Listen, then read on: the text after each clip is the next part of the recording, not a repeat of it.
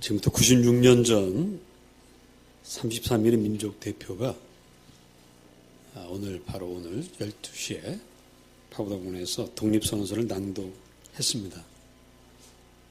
그때 기독교 대표 16명과 천도교 대표 하여튼 정확한 숫자는 그건 기억이 안 나고요. 그 불교 대표 2명, 나머지가 이제 천도교 대표입니다.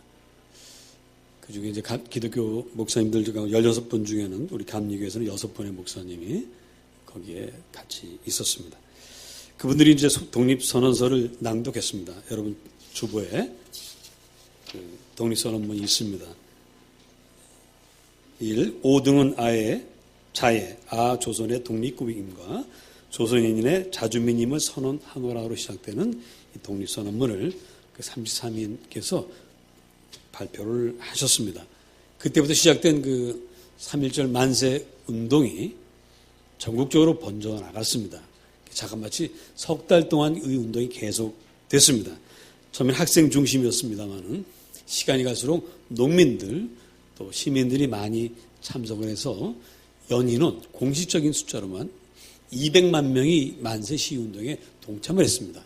그 당시 조선 땅의 인구가 약 2천만이 못 됐는데 10명 중에 1명은 다 이 시위에 나갔던 것이니까 어린아이들 빼면 대부분의 성인들이 이 운동에 동참했다. 이렇게 봐도 크게 틀리지 않습니다. 굉장히 평화적인 시위를 했습니다. 그저 대한독립 만세 이렇게 외치기만 했습니다. 그런데 일제는 그런 평화적인 시위들을 향해서 칼을 휘두르고 총을 쐈습니다. 이때 붙잡혀서 총살당한 사람의 숫자가 약 8,000명이에요. 8,000명. 그리고 부상당한 사람이 15,000명이고 감옥에 갇힌 사람이 47,000명입니다. 이 통계 숫자라면 우리가 잘 실감이 나지 않습니다만은 대단한 것입니다. 그리고 심지어는 경기도 화성 제암리 교회에서는 그 교인들을 다 불러서 교회에 모이게 해놓고 교회당 문을 밖에서 닫아 걸고 불을 질러서 그 수많은 사람들이 죽은 사건도 있습니다. 여러분들 제암리 가면 그 학살 현장이 그대로 보존되어 있습니다. 자, 이런 그 악랄한 탄압이 어느 하루로 끝난 게 아니고요. 석 달 동안을 계속했습니다. 처음 한 달 동안 했을 때도 역시 이런 일이 계속 벌어지고 있었는데 이 소문은 전국적으로 다 퍼져나갔어요. 다 압니다. 이걸 알면은 시위운동의 불길이 사그라질 만도 한데 그렇지 않았어요. 그럼에도 불구하고 우리 조상들은 계속해서 만세 시위운동을 했습니다. 왜 했을까? 왜 이런 핍박을 받으면서도 이런 핍박을 받게 될 것을 알면서도 왜 이런 시위운동을 계속 했을까? 그 이유가 뭘까요? 오늘 성경 말씀을 보면 주님께서 빌립보 가이사랴 여러 마을을 지나가시다가 잠시 멈추고 제자들을 불러서 이야기를 시작하셨어요. 길 가다가 하시는 이야기니까 굉장히 가벼운 이야기일 것 같은데 주님의 말씀은 그렇게 가볍지가 않았습니다. 굉장히 심각하고 비장한 것이었습니다. 31절 다 같이 보십니다. 마가복음 8장 31절. 자, 다 같이 읽어보십시다. 시작.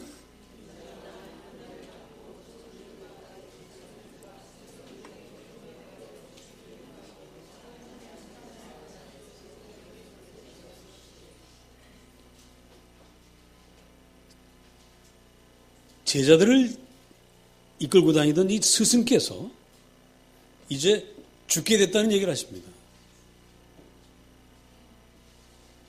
근데 그 피하겠다는 말씀하지 않고 나는 그게 죽어야만 한다라고 말씀하세요. 지난 3년간 제자들은 오직 조국의 독립을 염원하면서 예수님 따라다녔습니다. 이분야말로 메시아이기 때문에 로마 제국을 몰아내고 이 땅에 이스라엘 왕국을 세울 것이라고 믿고 따라다녔습니다. 그리고 그 일을 위해서 자기 직장도 내팽개치고 가족들도 뒤로 한 채 주님을 따라다녔습니다. 근데 그 주님이 이제 맥없이 죽게 된다는 얘기예요. 너무 기가 막힌 제자들은 한동 말이 없다가 마침내 베드로가 용기를 내서 한마디 했습니다. 성경은 오늘 복음서에는 마가복음에는 항변하였다라고만 되어 있지만 다른 복음서에는 주여 그리 마옵소서라고 기록하고 있습니다. 그 말은 좀 더 우리 피부에 와닿게 표현하면 이런 것입니다. 주님 미치셨습니까? 말도 안 되는 소리 하지 마세요. 왜 주님이 죽습니까? 라고 이야기를 한 것입니다. 보통의 경우에는 이럴 때 얘들아 미안하다. 하나님 뜻이니까 어쩔 수 없다. 이렇게 미안하다고 얘기하고 변명을 해야 합니다. 그런데 주님은 그렇게 하지 않고 오히려 이 베드로에게 사탄아 물러가라 말씀하세요.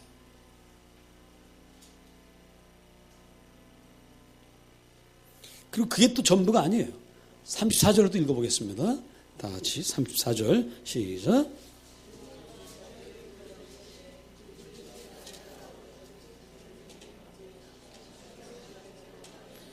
이 말씀은 너희들도 나처럼 이제 죽어야 된다는 얘기예요. 십자가를 진다는 건 죽는다는 얘기이기 때문에 나만 죽는 게 아니라 너희들도 죽어야 된다고 주님께서 말씀하십니다.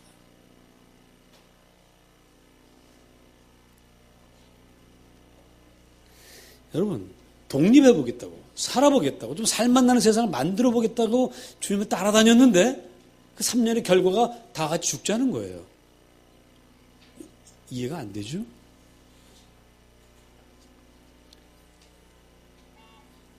만일 이 주님이 죽고 우리도 죽어서 로마 황제도 죽고 로마 총독도 죽고 다 죽고 남은 사람들이 새 나라를 세울 것이다.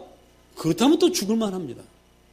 옛날 윤봉길 선생님이나 이봉창 선생님 같은 분들이 폭탄 테러에서 일본 군인들을 죽이고 정치가들을 죽였던 것처럼 그렇게라도 한다면 혹시 모르겠어요. 근데 그 사람들은 다 멀쩡하게 살았는데 우리만 다 죽어야 된다니 이해가 안 되죠.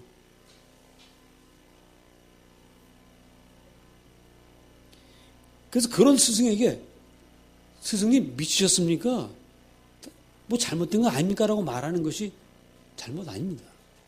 오히려 그런 베드로에게 사탄아 내 뒤로 물러가라고 하시는 주님이 이상한 거예요.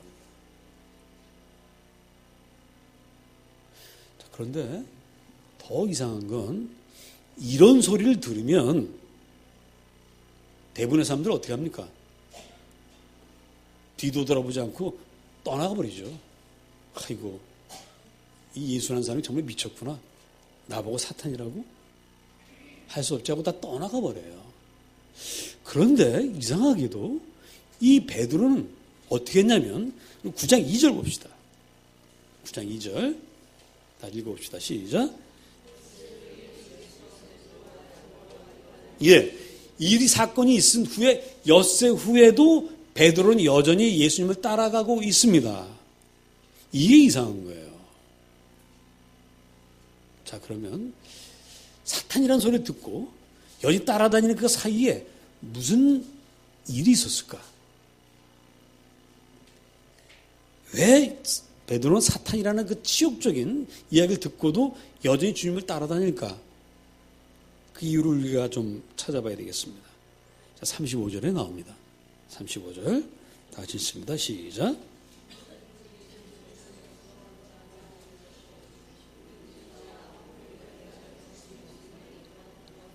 예, 이게 바로 열쇠예요. 이게 해답입니다. 자, 여기서 목숨이라고 하는 건 자기 목숨을 구원하고자 할 때 목숨이라고 하는 건 이 숨쉬는 생명을 말하는 것이 아닙니다. 여기서 말하는 것은 우리가 목숨처럼 귀하게 여기는 것들을 말하는 거예요. 이거 없으면 난 살 이유가 없다라고 하는 그런 것들을 구원하고자 하면 그거 잃어버리니까 그걸 다 버려라, 포기하라는 그런 말씀입니다. 자, 여러분들이 목숨보다 귀하게 여기는 것이 무엇이 있죠? 자, 이 부모들은 뭐가 목숨 같죠? 부모들. 자식이 목숨 같죠? 자식이 없으면 사는 게 아니에요. 그게 바로 목숨 같은 것입니다. 또 직장인들에겐 무엇이 그렇게 중요하죠? 승진이죠. 승진. 승진하는 게 굉장히 중요합니다. 또 돈을 사랑하는 사람에게는 뭐가 목숨 같아요? 돈이죠. 돈. 심지어 어떤 경우에는 돈이 이렇게 많은데 강도 와서 돈 내놔. 안 내면 너 죽여. 이걸 내놓고 사느니 죽는 게 낫다. 그런 경우 있어요, 없어요? 있습니다. 돈 없이 사느니 그냥 죽는 게 낫다 해서 그런 경우도 있어요. 그게 바로 더 목숨처럼 귀한 거죠. 젊은 연인들에게 뭐가 목숨같이 귀해요? 사랑이라는 거죠, 사랑. 사랑 때문에, 왜 영국에서는 사랑 때문에 왕위를 버린 임금도 있었잖아요. 누구? 헨리 8세. 저도 모르는 걸 어떻게 하시고. 자, 정말 목숨처럼 귀하게 여기는 것들이 많습니다. 근데 그런 걸 다 포기하라는 거예요. 그래야 너희가 진짜 구원을 얻는다라고 주님이 말씀하십니다. 베드로야, 너에게는 조국의 독립이 목숨보다 귀하겠지만 그것도 포기하라는 거예요. 이해할 수가 없습니다, 우리는. 왜냐하면 조국의 독립이 굉장히 귀중한 거 아니겠습니까? 또 돈이라는 것도 우리가 정말 목숨만큼 귀하죠. 돈 없으면 어떻게 삽니까? 은퇴하시는 분들이 제일 큰 문제가 노년의 그 돈 아니겠습니까? 또 젊은 사람들에게 사랑 얼마나 귀해요. 또 부모에게 자식 얼마나 귀합니까? 다 귀하죠. 근데 그걸 포기하라니, 정말 우리는 이해하기가 어려운 거예요. 그렇다면 그런 것들이 죄악이고 잘못된 것이어서 버리라고 하시는 것일까? 그건 아닙니다. 왜? 그건 다 우리 주님께 우리에게 주신 거예요. 생명, 사랑, 돈, 물질, 하나님께 다 우리가 선물로 주신 것들이기 때문에 그것이 죄라거나 잘못된 것은 결코 아닙니다. 근데 그걸 포기하라고 하십니다. 왜 그럴까? 여러분, 저는 요리를 잘 못합니다. 그러나 제가 정말 자신 있게 하는 요리가 하나 있습니다. 그리고 이 요리는 우리 식구들이 제일 좋아해요. 제가 하는 그 요리가 최고랍니다. 무슨 요리일까요? 벌써 눈치채셨네. 라면 끓이는 거예요. 라면 내가 끓여야 맛있대. 제가 진짜, 근데 저도 정말 라면 끓이는데 자신이 있습니다. 정말 자신 있어요. 왜 자신 있냐? 그 라면 끓이는 비법을 제가 알기 때문에. 라면 끓이는 비법이 어디에 있죠? 라면을 뒤죽으면 뒤에 자세하게 나오고 있습니다. 어떤 라면 봉지에도 다 나와 있어요. 그 라면 조리법이. 저 그 순서를 정확히 지킵니다. 그 순서가 뒤바뀌면 난리 납니다. 만약 여러분이 물을 끓이기도 전에 라면을 넣고 스프를 넣은 다음에 불을 켰다고 칩시다. 어떻게 되겠어요? 못 먹죠? 난리 납니다. 온 집안이 불이 나요, 불. 라면에 불 탑니다. 먼저 반드시 뭘 끓여야 돼요? 물을 끓이시기 바랍니다. 왜 웃어요? 너무도 중요한 겁니다. 너무도 중요한데 너무도 쉬운 건데 이 순서를 지키지 않으면 큰일 나죠. 우리가 다 중요하지만 먼저 구해야 될 것이 있어요.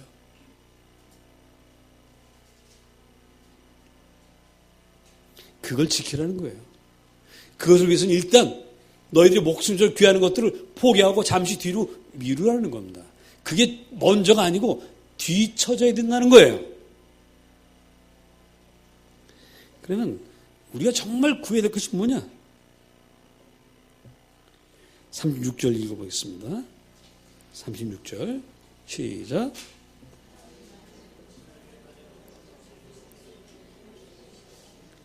자, 뭘 얻어야 돼요?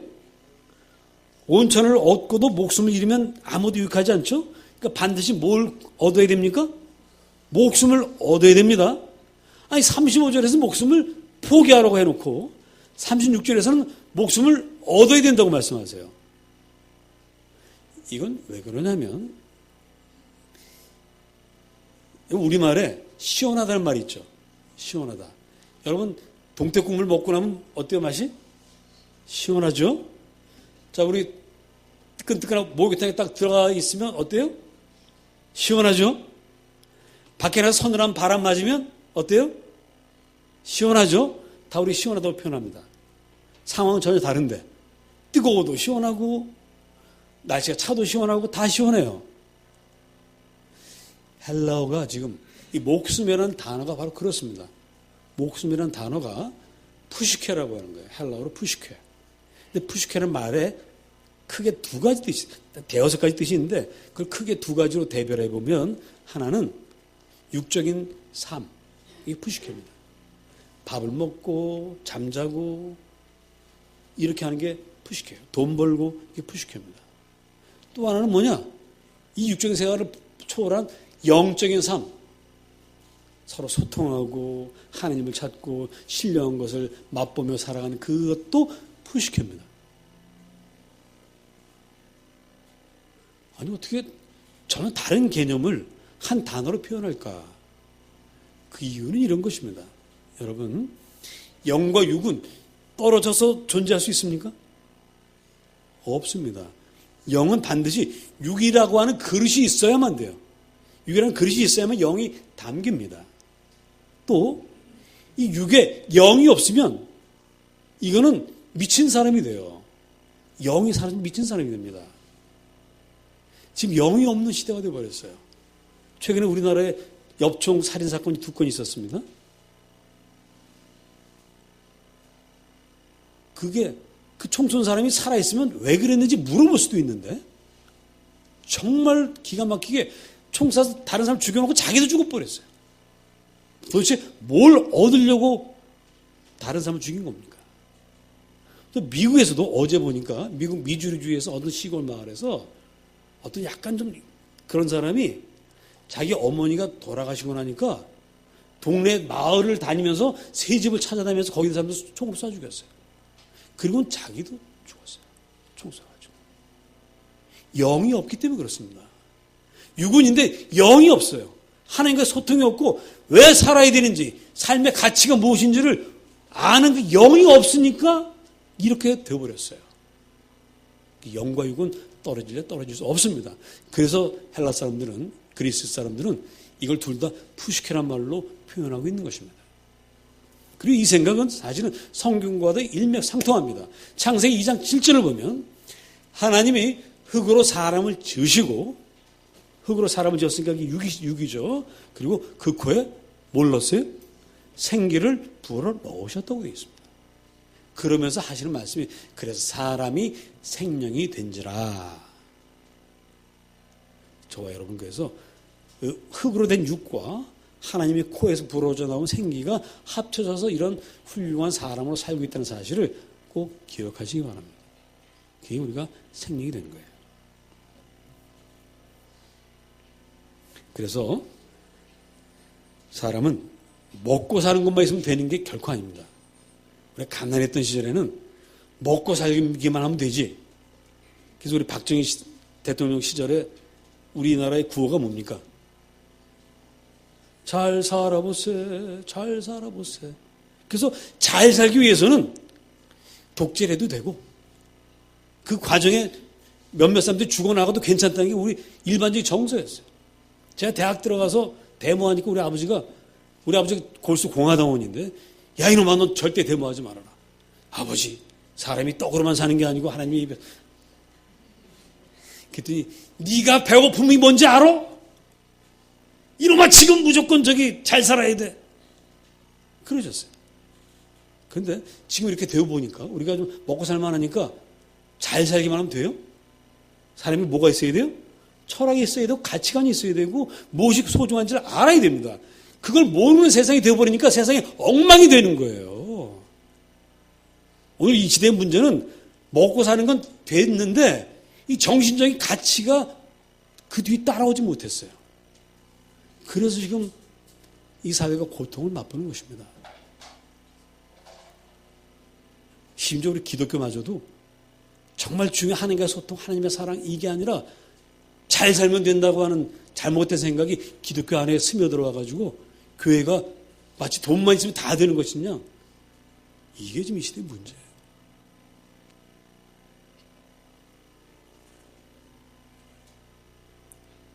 그래서 우리는 따라합니다. 사람이 떡으로만 사는 것이 아니요 하나님 입에서 나오는 모든 말씀으로 사는 것이라. 이 우리가 꼭 기억해야만 하겠습니다. 그래서 우선순위가 뭐냐? 라면 끓일 때 우선순위가 뭐라고요? 그건 잘 아시죠? 근데 왜 이건 맨날 까먹냐고요? 예? 따라합시다. 먼저 그의 나라와 그의 의를 구하라. 이게 먼저예요. 이 목숨을 먼저 구해야 됩니다. 이게 바로 영적인 생활, 하나님과의 소통이라고 하는 목숨을 먼저 구해야 됩니다. 그러기 위해서는 이 육적인 생활을 일단 포기하시란 말이에요. 그리하면 이 모든 것을 너에게 더해 주시리라고 그랬어요. 그러니까 여러분들 먼저 무엇을 먹을까, 무엇을 마실까, 무엇을 입을까를 구하지 마시고 하나님과의 소통, 하나님과의 만남, 하나님의 사랑을 맛보고 누리는 일에 힘쓰시기를 주의 이름으로 축원합니다. 그러면 나머지를 다 얻을 수 있습니다. 해외 입양 가신 분들이 이 땅에 있었으면 초등학교도 못 나왔을 사람이 해외 입양 가는 바람에 대학까지 나와서 좋은 직장을 갔습니다. 아, 여기가 좋구나 하고 그냥 살아요? 꼭 한국에 옵니다. 한국말도 잘 못하면서 누굴 찾아요? 엄마 아빠를 찾습니다. 왜? 그게 그렇게 소중한 거야. 자기 뿌리가 뭔지를 알지 못하면 인생을 살 의미를 못 찾는 거예요. 그러니 우리 인생의 참된 뿌리이신 하나님을 만나지 못하면 우리가 어떻게 되겠습니까? 그 하나님이 여러분들을 오늘도 부르셨습니다. 오늘 이 자리에 만나주고 계십니다. 할렐루야. 얼마나 감사합니까? 그래서 이 주일 예배를 하는 여러분들이 목숨처럼 귀하게 여기시고 내가 다른 건 다 놓쳐도 주일 예배만큼 하나 예배 꼭 드리겠노라 결심하시기 바랍니다. 실천하시기 바랍니다. 오늘 성경 말씀하십니다. 온 천하를 얻고도 자기 목숨을 잃으면 무엇이 유익하겠는가? BC 221년에 중국의 수많은 여러 그 자잘한 나라들 하나로 통일한 최초의 제국이 탄생했어요. 그게 바로 진나라입니다. 그 진나라를 시작한 임금의 이름이 진나라를 시작한 황제라고 해서 진시황이에요. 39살에 통일했습니다. 그리고 오래오래 살고 싶어서 불로초를 구하려고 이 조선 땅까지 사람을 보냈어요. 그리고 이 사람이 몇 년을 더 살았느냐? 황제가 되어서 몇 년 더 살았느냐? 온 천하를 얻고 이 사람이 더 산 기간은 11년입니다. 그럼 나이 50에 죽었어요. 온 천하를 얻었지만 그는 죽었습니다. 뿐만 아니라 더 기막힌 것은 이 사람이 자기 왕위를 큰아들에게 물려주겠다는 유언장을 썼어요. 그런데 환관조고라는 인간이 이 유언장을 바꿔가지고 막내 아들을 황제로 세웠습니다. 아무것도 어린아이를. 그리고 지 멋대로 나라를 쥐락펴락했어요. 그것도 잠시. 그리고 4년 후에 망했습니다. 진나라는 진시황이 죽고 4년 후에 망했습니다. 이것이 인생입니다. 여러분 온 천하를 얻어도 하나님을 만나지 못하면 진시황과 같이 아무것도 아닌 인생으로 끝나고 맙니다. 우리에게 목숨처럼 소중한 것은 온 천하도 돈도 명예도 권세도 아닙니다. 하나님 우리에게는 가장 소중한 분입니다. 그 이후에 하나님께서 온 천하를 주시기도 하고 돈도 명예도 권세도 주십니다. 그때 우리가 얻은 그것은 우리가 신처럼 받드는 것이 아니라 우리가 그것을 사용해서 하나님을 섬기고 이웃을 살리는 일에 쓰게 되는 것입니다. 그때 그 돈과 명예와 권세가 우리를 유익하게 하는 거예요. 이걸 모르는 사람들이 그런 걸 얻으면 그것 때문에 수많은 사람들을 어렵게 하고 죽음으로 몰아넣습니다. 이 사실 기억하시고 늘 주님을 생각하시며 주님을 사랑하시기를 바랍니다. 나머지 것들은 다 포기한다. 포기한다는 얘기는 하나님보다는 더 밑에 곳으로 여긴다. 이런 뜻으로 받아들이시고 살아가시기를 바랍니다. 그래서 여러분들 이제는 하나님과 늘 소통하며 살아가세요. 이렇게 얘기하면 꼭 어떤 분이 이렇게 마지막 나중에 나가면 제가 저한테 이런 질문을 해요. 목사님, 하나님과 소통하니까 어떻게 하는 거예요? 어떻게 하는 거죠?